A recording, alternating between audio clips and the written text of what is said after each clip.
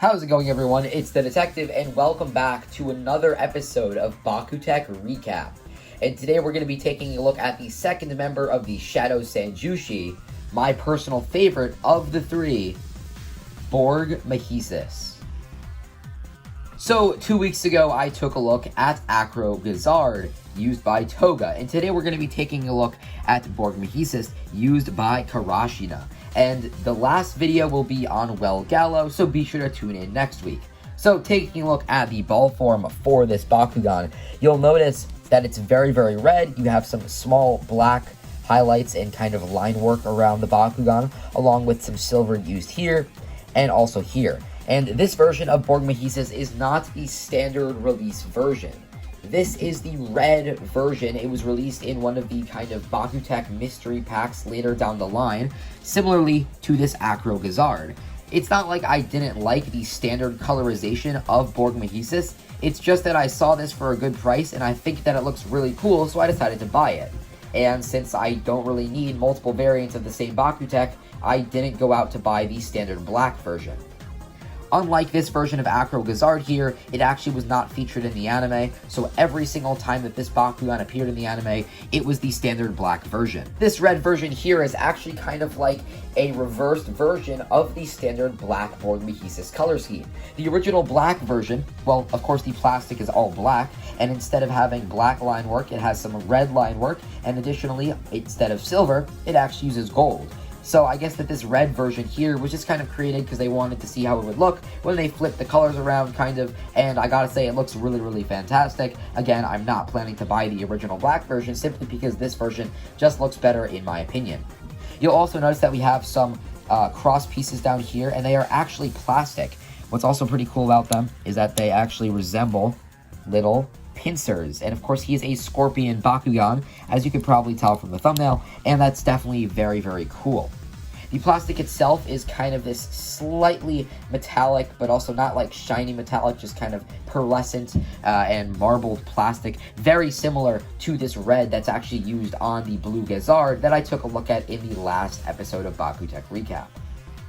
Since the original version of this guy contained metal cross parts, and I don't own the black version, again, I've said it multiple times, but I don't have that version, I am going to be testing him out with these metal cross parts as well. Firstly, I'll show a clip of him just opening up like how he is now with the plastic crosses, but then I do still want to demonstrate how he would kind of behave and roll when he has the metal parts applied.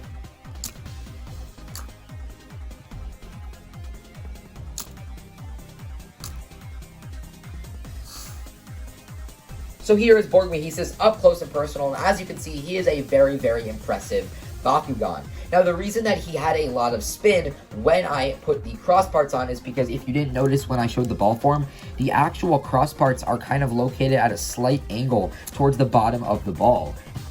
You can see here we have the pincers at the front, and the cross parts being pincers are far more apparent when he's unfolded.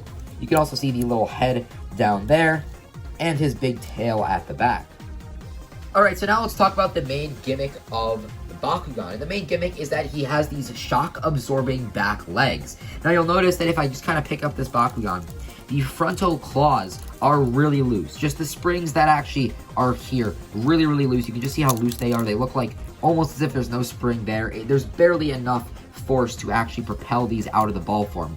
But as you can see when I'm shaking it, the back legs are not moving whatsoever. But the idea here is that these springs themselves, you can't really tell because the size is the same between these springs and these springs, but the springs on the back have far more tension. And what this does is it actually provides a bit of a barrier to other Bakugan.